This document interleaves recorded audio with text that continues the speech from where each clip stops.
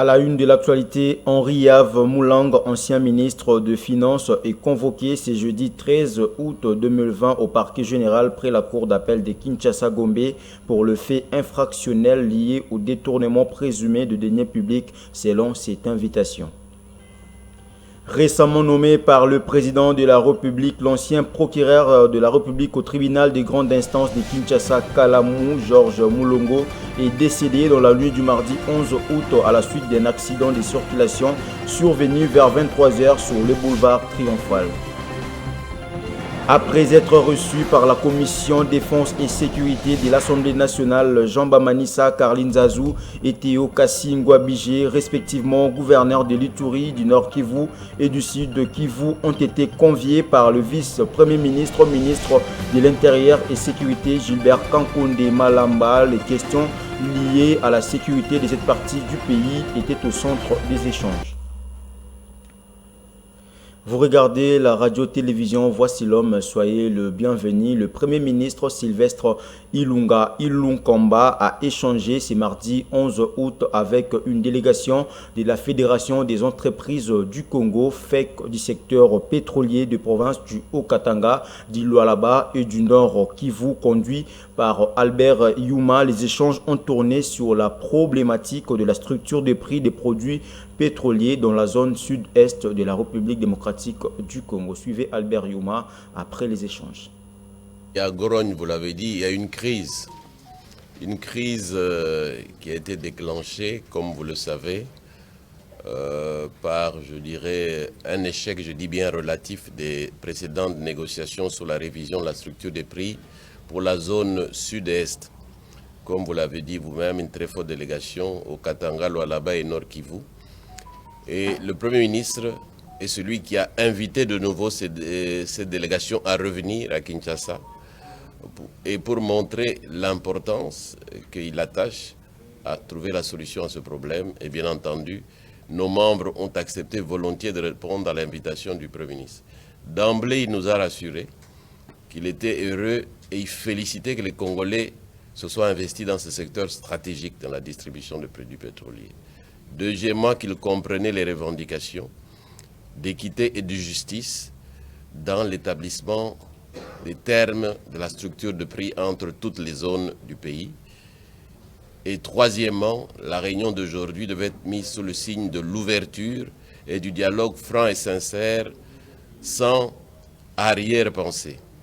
Et effectivement, dans la conduite de la discussion, nous avons compris et été rassurés de la part du Premier ministre lui-même et des deux membres du gouvernement qui l'accompagnaient qu'ils étaient ouverts. Et nous avons cru comprendre qu'on ne repartira pas au Katanga et au Nord Kivu sans la bonne solution, qui est de rétablir la justice et l'équité. C'est-à-dire qu'aujourd'hui, cet après-midi, il y aura encore 2 réunions qui vont sans doute se terminer demain. On aura une nouvelle structure de prix qui aura pris en compte la majorité, si pas toutes les revendications des pétroliers du Sud et de l'Est. C'est ça qui va se passer. Et donc, probablement, puisque nous sommes tous dans un esprit d'ouverture, la grève ne profite à personne. D'abord pas à nos populations, encore moins aux opérateurs eux-mêmes et finalement pas à l'État qui perd des revenus. Donc personne n'a intérêt à ce que cette grève perdure et la FEC est déterminée en rentrant ici et peut-être même avant, si aujourd'hui nous avons la certitude que les solutions sont là, à prendre les dispositions pour ne plus faire souffrir nos populations, nous-mêmes et surtout l'État. Donc je crois que tout semble très très bien engagé. Le Premier ministre a été rassurant, les 2 ministres ont été rassurants et nous avons montré l'esprit d'ouverture. Je crois que, comme a dit le Premier ministre, les malentendus ou quoi du passé, il faut les mettre derrière nous et regarder de l'avant. Et je pense qu'aujourd'hui et demain, la solution sera trouvée et la grève sera une mauvaise histoire, mais qui coûte très cher à tout le monde. Voilà. Restons toujours à la primature, la journée du mardi 11 août, une journée très chargée Pour le chef du gouvernement, Sylvestre Ilunga avait également reçu la délégation de la Banque mondiale conduite par le directeur des opérations pour la RDC, Jean-Christophe Carré, au menu de l'état d'avancement de la réalisation de 11 réformes politiques et économiques qui sont les conditionnalités pour l'obtention d'un appui budgétaire destiné à la République démocratique du Congo. Retour en images. L'important du moment, c'est la préparation d'un appui budgétaire qui va permettre d'aider le pays à surmonter le ralentissement de l'économie dû à la pandémie de Covid-19. Et donc cette aide budgétaire, elle est souvent assez compliquée à préparer parce que elle vient en appui à des réformes politiques et économiques ambitieuses. Et donc, elle s'appuie sur ce qu'on appelle une matrice de réformes. Donc, la matrice dont on discute avec le Premier ministre, elle a 11 mesures. Et donc, l'ensemble de la réunion, avec le Premier ministre et son équipe, a été centré autour de la revue de l'avancement par le gouvernement de la réalisation des 11 réformes de politique économique qui constituent cette matrice. Le comité du conjoncture économique a apprécié la stabilité de la situation économique en République démocratique du Congo à l'issue de la réunion de ce mardi 11 août 2020 tenue au siège du gouvernement sous la direction du chef du gouvernement Sylvestre Ilunga compte rendu de la réunion fait par le vice-premier ministre, ministre du budget Jean-Baudouin Maïa. Est en train de se stabiliser. Les efforts fournis non seulement par le gouvernement, mais par l'ensemble des institutions et le peuple congolais sont en train de produire des effets. Et que donc il faut poursuivre sur la même lancée. Il faut continuer la rigueur. Et pour cela, nous en appelons à la contribution et à la discipline de tout un chacun. Que celui qui a à payer un impôt ou une taxe le fasse, et celui qui recueille l'impôt ou la taxe reverse effectivement dans le compte du trésor public de l'État, en même temps que nous autres qui avons la charge de gérer les trésors publics, les fonds de l'État, que nous le fassions dans l'orthodoxie. Rendons-nous à l'immeuble de la territoriale à présent, après être reçu par la Commission Défense et Sécurité de l'Assemblée nationale, Jean Bamanissa, Karline Zazou et Théo Kassingwabigé, respectivement gouverneurs de l'Uturi, du Nord Kivu et du Sud Kivu, ont été reçus également par le vice-premier ministre, ministre de l'Intérieur et Sécurité, Gilbert Kankonde Malamba. Les questions liées à la sécurité de leur province étaient au centre des échanges.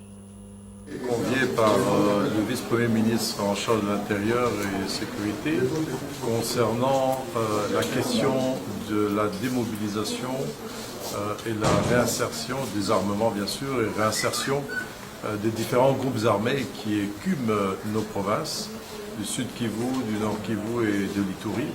Et cette nouvelle approche que nous voulons discuter avec les autorités ainsi que tous les intervenants, qui est celui du DDR communautaire, doit être partagé. C'est une question du ressort du gouvernement national. Et nous allons avoir encore d'autres séances de travail avec différents intervenants sur les voies et les orientations à suivre.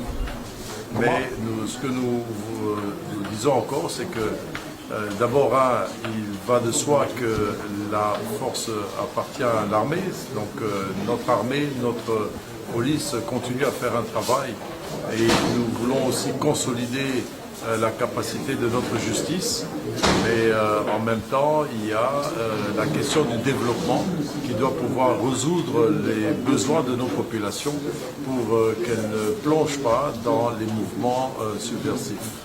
Le vice-premier ministre nous a donné quelques orientations. La dernière réunion que nous avions tenue, c'était à Bukavu, et en mois d'octobre, donc il faille discuter des orientations avec les différents intervenants, le ministère de l'Intérieur, le STAREC, le ministère du Plan et tous les autres intervenants pour lever les lignes directrices, ainsi que le ministère de la Défense.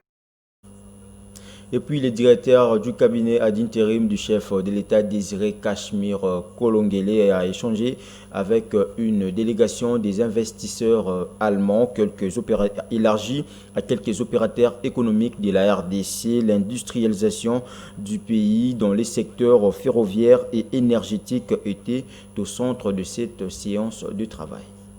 Réponse à l'appel du chef de l'État auprès des investisseurs allemands lors de sa dernière visite officielle dans le pays d'Angela Merkel.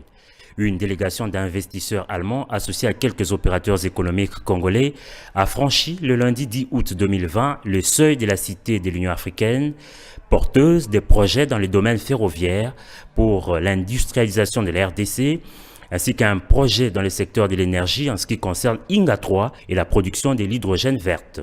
Ils l'ont fait savoir lors d'une audience leur accordée par les directeurs de cabinet AI du président de la République, le professeur Dr Cachemire Désiré Kolongele Eberante. Ces différents projets, en quoi ces investisseurs, devront débuter d'ici la semaine prochaine. Notre délégation, qui est très active dans les derniers mois, du début de cette année dans la préparation de la coopération économique entre la RDC et l'Allemagne. Notre préparation, ça inclut la préparation d'un projet ferroviaire qui est très important pour la industrialisation du Congo et aussi la préparation d'un grand projet d'énergie avec le projet Inga 3 et aussi la production de hydrogène. Le système de ferroviaire, c'est quelques corridors qui est important, c'est ensemble 8 corridors. Nous sommes aussi dans ce projet très intéressés pour l'importation de produits. Ça c'est beaucoup de choses de tout le monde. Et aussi les passagers, ça c'est aussi une chose très importante avec la décentralisation et l'industrialisation, comment les gens peuvent voyager dans le pays confortablement. Et ça, c'est une part de ce projet. Comme annoncé au sommaire, l'ancien ministre des Finances Henri-Yves Moulang est convoqué ce jeudi 13 août au parquet général près la cour d'appel de Kinshasa-Gombe pour le fait infractionnel lié au détournement présumé de deniers publics tel que renseigne cette invitation. Suivez ces commentaires de Blévino Rantzongo. L'ancien ministre des Finances sous le gouvernement Matata Tshibala, Henri-Yves Moulang, est convoqué ce jeudi 13 août à 12h au parquet général près de la cour d'appel de Kinshasa-Gombe. Ces derniers seraient auditionnés sur des faits fractionnels. Signalons par ailleurs que cette convocation tombe alors que le dossier des 100 millions de dollars américains versés en 2015 par la société Mutamba Mining pris comme avance de l'impôt sur le bénéfice et le profit refait surface. D'après plusieurs sources, Henri-Yves, alors ministre des Finances, avait ordonné dans une correspondance du 8 juin 2015 par dérogation de l'article 6 de la réglementation d'échange en RDC du 25 mars 2014 ainsi que la note circulaire numéro 003/cabinet/ministre/finance CTR 2013 du 5 mars 2013. À noter que cette opération de 100 millions de dollars était à titre exceptionnel au profit du compte receveur des impôts DGE numéro 11050/2009/DGE, la somme précitée. Pour rappel, Henri-Yves Moulang est obligé de se présenter au parquet général de Kinshasa-Gombe. Au cas contraire, il serait contraint conformément à la loi comme stipule le mandat de comparution. Dans l'actualité également, la ministre provinciale des Affaires sociales, genre, famille et environnement, Laetitia Kabamba, a présidé ce mardi la première réunion de la coordination du projet Justice, Autonomisation et Dignité, JAD en sigle, une réunion basée sur l'évaluation du travail déjà accompli dans son secteur avant la mise en œuvre de son projet. Suivez ces reportages. Comme on dit toujours, une évaluation de ce qui a été fait jusqu'à ce jour et surtout les projections et recommandations à venir. Il est malheureusement fort de constater que le taux de violence sur le genre est en train d'augmenter en flèche dans la ville de Kinshasa. Et donc il y a un travail de fond à faire. Et pour ce faire, d'ailleurs, je peux déjà annoncer qu'au niveau de la ville de Kinshasa, sur instruction du gouverneur, nous allons installer 30 points relais qui seront l'équivalent des CISM, des centres intégrés des systèmes multisectoriels, afin de travailler très efficacement, qui sera installé auprès des bases des communautés dans différentes communes. Et bien 30, c'est vrai, c'est insignifiant, mais c'est déjà un très grand pas, parce qu'actuellement nous n'avons que 4 CISM, donc 4 centres au niveau de Kinshasa. Donc nous allons déployer tous ces points relais qui vont travailler, comme j'ai dit, de façon multisectorielle. Il y aura le volet médical, psychosocial, judiciaire et ensuite la réinsertion. Donc je demande aux uns aux autres, à la population quinoise, comme j'avais dit, Mobali Solo, Aza, Violenté, il faudrait que tous les cas de violence dans la ville de Kinshasa doivent être dénoncés. Il y a le numéro 116 qui existe pour dénoncer toutes les violences basées sur le genre. Ainsi, cela permettra d'interpeller les coupables et de surcroît protéger les victimes. Justice à présent, le nouveau président du tribunal des grandes instances de Kinshasa, Gombe, avait pris officiellement ses fonctions ce mardi 11 août. Pierrot Bakenge a par la même occasion renouvelé son serment. Il a promis de lutter contre les anti-valeurs et les pratiques qui ternissent l'image du palais de la nation. Bakenge Vita, président du tribunal de grande instance de Kinshasa, Gombe. Je jure de respecter la Constitution et les lois de la République démocratique du Congo et de remplir loyalement et fidèlement, avec honneur et dignité, les fonctions qui me sont confiées. C'est le moment clé de cette cérémonie très significative pour Pierrot Bakenge, investi officiellement comme président du tribunal de grande instance de la Gombe, fonction qu'il a assumée en intérim pendant 2 mois après le décès de Raphaël Liani. C'est là conformément à l'article 5 du statut de magistrat, selon lequel tout magistrat promu doit renouveler son serment auprès de l'instance juridictionnelle où il est affecté. Ainsi investi, Pierrot Bakenge Vita a exprimé toute sa reconnaissance aux membres de sa famille, à tous ses pairs de la corporation ainsi qu'au magistrat suprême de la République, à savoir le chef de l'État Félix Tshisekedi. Je ne saurais à cette occasion solennelle n'est pas exprimer ma reconnaissance à son Excellence, Monsieur le Président de la République et magistrat suprême, qui a matérialisé la volonté divine en me nommant à la tête du tribunal de grande instance de Kinshasa, Gombe. Je lui rends ainsi mes hommages les plus déférents.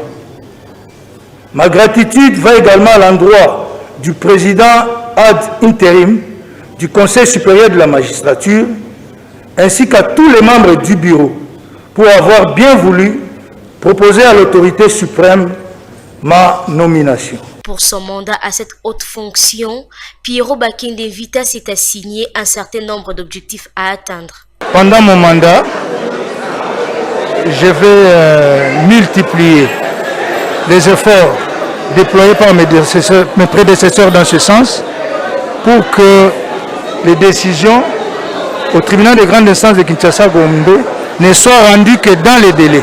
Le renouvellement de serment de Pierro Bakende Vita est consécutif à la nomination à ces postes par ordonnance présidentielle le 17 juillet dernier. C'est là après l'intérim qu'il a assumé après le décès de Juge Yanni, décédé durant le procès de 100 jours du programme du chef de l'État.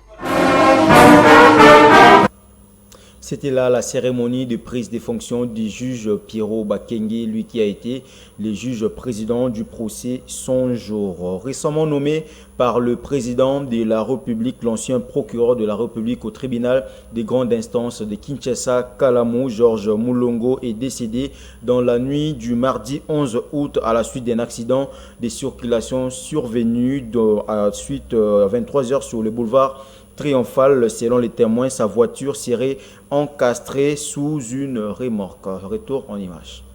Nommé récemment premier avocat général de la République par l'ordonnance présidentielle, le maître Georges Mulongo a rendu l'âme dans la nuit de mardi à mercredi suite à un accident de circulation sur le boulevard Triomphal. Ce dernier était déjà décédé au bord de son véhicule avant d'être amené à l'hôpital. Témoignage recueilli sur place. Il y avait un camion stationné de l'autre côté, sans préalable de stationnement, sans feu, sans signal et rien du tout. Et le monsieur, il venait, c'est une chaussée, on roule à vive allure. Et le monsieur a cogné dedans parce que le camion n'avait pas de lumière, pas de feu arrière, rien du tout. Et voilà, et le camion vient de partir, personne n'a pu intervenir. Le camion en question avait freiné ou bien Le camion était stationné. Ah, stationné, sans faire des positions, tout ça. Sans faire rien du tout. Et voilà, la suite elle est là. Et vous pensez que la personne est décédée ou bien il continue à respirer? Allez voir, il n'y a pas de chance ici. Mais celle Dieu saura ce qui va se passer. Mais à voir, il n'y a pas... Il n'y a pas trop de chance. Mais apparemment, la personne, la victime, respire encore. Il y a peut-être espoir. Signalons que Georges Mulongo, l'ancien procureur de la République au parquet de Kalamu, il a travaillé aussi à Lusambu. Il a été durant plusieurs années procureur de la République au parquet secondaire de Kasumbalesa. On va parler éducation à présent. La reprise de cours est aussi l'affaire du complexe scolaire Foura dans la ville de Kindu. Nous sommes là dans la province du Maniema. Le blé et blanc de cet établissement sont obligés de respecter le geste barrière même si la province du Maniema n'a enregistré 0 cas de la Covid-19. Il est 7h30 à Kindu. Nous nous trouvons dans la cour scolaire du complexe scolaire Foura, une école privée agréée de l'église catholique à l'occasion de la rentrée des classes, ce lundi 10 août 2020. Port de masque obligatoire, distanciation sociale respectée, élèves et enseignants sont tous prêts pour la reprise des cours après une trêve due à la pandémie de la Covid-19 qui a ravagé le monde entier. Même situation observée ce matin au lycée Matoumaïni, une autre école de l'église catholique qui encadre à son sein les jeunes filles. Ici, après la prière matinale, la sœur préfet a rappelé aux élèves l'importance de respecter les gestes barrières. Pour prêcher à l'exemple, les responsables de cet établissement scolaire ont même installé devant chaque salle de classe un dispositif de lavage des mains. Tous les élèves sont déterminés à affronter la suite du programme national, à l'instar de cet élève finaliste du secondaire au complexe scolaire Mapon. J'espère que ça va très bien parce que maintenant nous commençons à réviser. Nous nous préparons pour affronter les examens qui sont devant nous. Et le masque que vous portez là, ça ne vous dérange pas? Ça dérange un peu. Chez moi, ça dérange. Mais quand je porte ça dans beaucoup de temps, ça me fait peur. Pour se rendre compte de l'effectivité de cette rentrée de classe, le gouverneur des provinces, Ogi Moussafiri, a personnellement effectué une randonnée dans quelques écoles de la capitale provinciale du Maniema. Occasion pour Ogi Moussafiri Nkola de rappeler aux élèves et enseignants les dispositions prises par les autorités scolaires pour accompagner cette... Ce journal est terminé. Je vous propose à présent l'essentiel à retenir. Henri-Yves Moulang, ancien ministre des Finances, est convoqué ce jeudi 13 août au parquet général près la cour d'appel de Kinshasa-Gombe pour les faits infractionnels liés au détournement présumé de deniers publics. Récemment nommé par le président de la République, l'ancien procureur de la République au tribunal de grande instance de Kinshasa-Kalamu, Georges Mulongo, est décédé dans la nuit du mardi 11 août à la suite d'un accident de circulation survenu vers 23h sur le boulevard Triomphal. Après être reçu par la Commission Défense et Sécurité de l'Assemblée nationale, Jean Bamanissa, Karline Zazou et Théo Kassingwa-Bigé, respectivement gouverneurs de l'Ituri, du Nord Kivu et du Sud Kivu, ont été également reçus par le vice-premier ministre, ministre de l'Intérieur et Sécurité Gilbert Kankonde. Les questions liées à la sécurité de cette partie du pays étaient au centre des échanges. C'était un journal réalisé par Sacré Mbouyamba. Bonne suite des programmes sur les antennes de la radio-télévision. Voici l'homme, car on assure. Au revoir.